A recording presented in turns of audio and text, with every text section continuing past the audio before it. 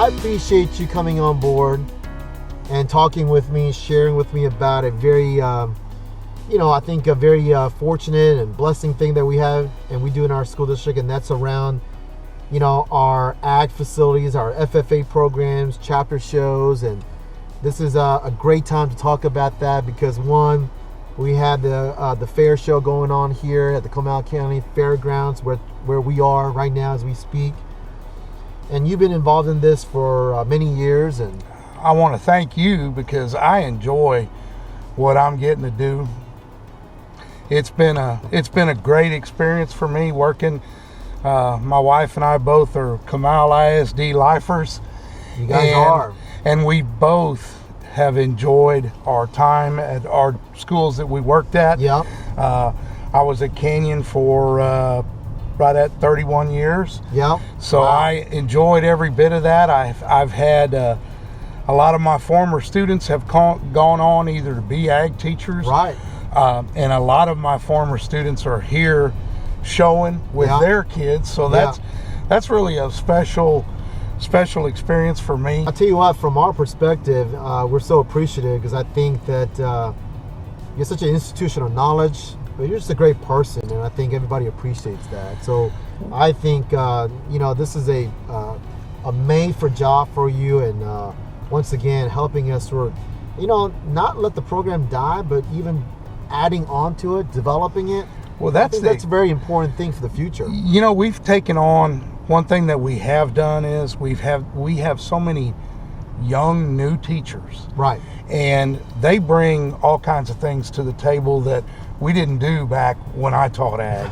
And you mean like computers? Yeah, well, laptops? Well, we did those things, but we've kind of felt like dinosaurs with that stuff. But these, the fact of the matter is these younger ag teachers that we have, a lot of them have a great amount of knowledge in what they're doing, and that's the best part for me because I get to go around to all of the campuses, right, and see what they're doing, right. And I tell you what, for a lot of folks, and certainly for me, tell me how it's structured. Okay.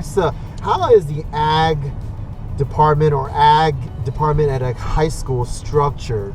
What I think, as far as how we've been so successful in our programs at Comal ISD, is we get these kids, we start them when they're 9 years old. Okay. And so a lot of these kids, before they even reach high school age, they know what the program's about. They have a specific interest that they've already developed. Right.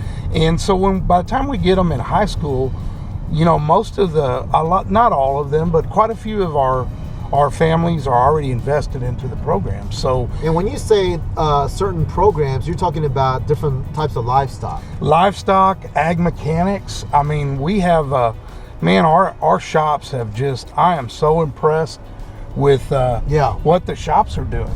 So talk to me about that a little bit. What's been the major change, you think? I mean, the major change, is it that we're not doing any more lambs or steers, we're doing more floral? I mean, what is the main change from when you first started out to what is it today? When I first started teaching ag, it was pretty much animals and right, and some leadership. But nowadays, like I said, there are so many different aspects to the program that if a student wants to get involved, there's so many different programs that they can get involved in. And one thing we haven't even mentioned at all is the scholarships that are out there. There's a lot that are out there for these kids. I hear several friends of mine and others who are in the program saying that they got this dollar amount at the show and so on. So how does that work for them? Well, we're fortunate. We just got through with the San Antonio Livestock Show last week. Right. And being so close to Bexar County, our kids really do well. When we do good with an animal at a stock show, the kid does well financially. What do you think about the future? I mean, and I'm going to say it this way, with sort of I don't want to say bad word, maybe urbanization, but with a lot of new families that are coming in, do you think that this is still sustainable for the future? This is what, and how can we as a school district make sure that that is sustained for the future? You know what I mean? Do you worry about that? I do, but I'm going to give you a plug. Okay. One thing that I have seen over the last few years, and especially in Comal ISD, we have updated our facilities. We've put up some awesome barns. We've given our inner city students the opportunity to experience the same thing that they wouldn't be able to do if we didn't have those facilities. Right. Do you see, because I know you're involved not just in this community in our district, but statewide and nationally even perhaps, what's the trend among other school districts out there in Texas? Because Texas is a fast growing state of new folks coming in from all over. I tell you what, I think that kind of goes back to that plug. I think we're doing a really good job in our area. We have the support of the community. We have the support of our school board. The board of trustees have been very supportive. Absolutely. And your support as well. No, I didn't grow up being an ag guy, and I never got to experience that. I really didn't get to experience a lot of things growing up. So for me, it really, in my position, to see our kids, all sorts of students, being able to participate really makes me feel good. I will tell you one thing that I have noticed about you since you've been in our district. You support the kids, and you're about the kids. And to me, that's the number one in all of this, right? Well, I appreciate that. If we're not, if that's not our main focus in education, then we're missing the point. We're missing the point. And your support has been unwavering. I appreciate that, but I got to tell you, our teachers, our community, our parents, some you mentioned here, and yourself. I mean, you're really doing it. You're really carrying the load and doing the everyday stuff. So I appreciate that. And, well, I will tell you, I enjoy it. Yeah. People ask me all the time, I thought you retired. And I said, I did, but I'm enjoying what I do more so than I ever thought I would. And just for the public, those who might be watching this, you're working for us and overseeing our entire ag program for our district and all of our schools, and really connecting with our middle school programs, external programs, the 4-H programs at the elementary level, and also other programs that are tied to it. I do have some curiosity question. How far have you driven away from this community to buy a livestock, whether it's a lamb or a sheep or a steer? One of the farthest trips and one of the neatest trips I ever got the opportunity to go on, we went to the Midwest up towards Iowa, went into Wisconsin, and what were you looking for there? We were looking for lambs. Is that right? And actually it was several of my former students that now have children that are showing, and it was an awesome trip. But you talk about something funny that you see. We woke up one morning and we're heading out to go look at lambs, and we stopped at a gas station to get a cup of coffee, and we get back out on the road and we look to the right. Yeah. And there is a truck with a boat on a trailer backed up or pulled up on the back of the truck. The boat is not on the ground on the trailer. It's pulled up in the bed of the truck. And we drive by this thing. We took pictures of it, and we were like, what in the world is that? You wouldn't see that in Texas. Right.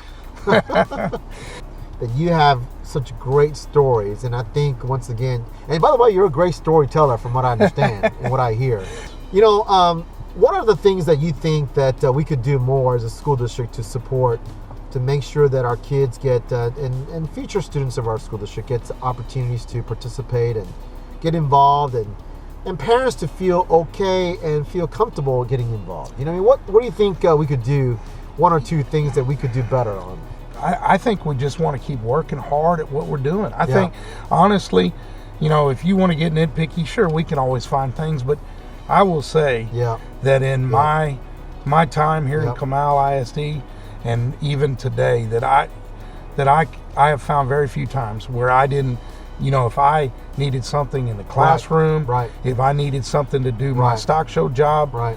it may not have happened that day, Right. but we made it Right. happen. Right. And that's, to me, that says so much for our Yeah. educational community that we deal with Right. every day. And I mean, I know this is, you know, icing the cake, but it truly is. I mean, it truly is something special. It is. I mean, and I know I've been around it all my life. So you have. You've done it. You're doing it. Let me ask you this.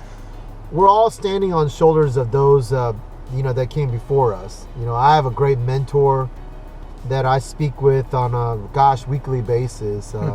Who would you say inspired you to be in this profession and be so passionate about that? And you know, I was fortunate enough as a child to get involved in this myself. Now, you grew up in where? I grew up here in New Braunfels. Oh, wow, I went to, I hate to say this. Don't mention it. I went to the high school on the other side of the river. Okay, all right. Absolutely. And my ag teacher there was very influential. Who was that? Ronnie Wunderlich. Okay. And Ronnie Wunderlich? Wunderlich, yes, was my ag teacher there. All right. But you know, once I got through with high school, I went to college, did my student teaching at Canyon High School, and my two supervising teachers there were Wesley Odell and Mike Reimer.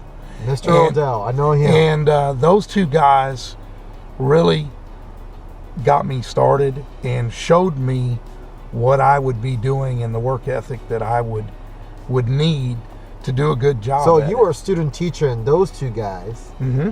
And I met Mr. Odell many times. Yes. So I think highly of him. Oh yes, sir. But they took you under their wings. Yep. And guided you. Yes, sir. Now I go to Smithson Valley High School. Right. Kanan Drybrote was one of my former students, and he's up there working. Doing a great job. Working really and doing a great job up there. And Canyon Lake also is doing a great job. Man, I tell you what that's what makes the program so unique. All of our schools are different as well. Right. We do different things. We're not, and that's the great part of the way ag is set up now. What I've seen also is that kids who have been involved in these programs, they don't necessarily go into ag field, but they become good citizens, good productive, guys and gals that are doing a lot of other things in all sorts of industry. I mean, I don't necessarily say that all of these folks are going to go into an ag field directly. Yeah. But their background that they got when they were in ag in high school has helped take them to the places that they're at. They're learning good habits, work ethic. They're having good mentorship. They understand what it means to be responsible. I mean, instead of teaching those things out of a textbook or a brochure or through a poster, you're doing it through the experience. Life lessons. Yeah, and that sticks for the long haul. And I think that's what we appreciate. I appreciate that. I appreciate you very much. Thanks for being here and talking about our program. Let us know how we can constantly support you, others. But we really do appreciate you very much. Thank you. Thank you. I appreciate it, Mr. Kim. Oh, thank you very much. Enjoyed it. Yeah, no, thank you.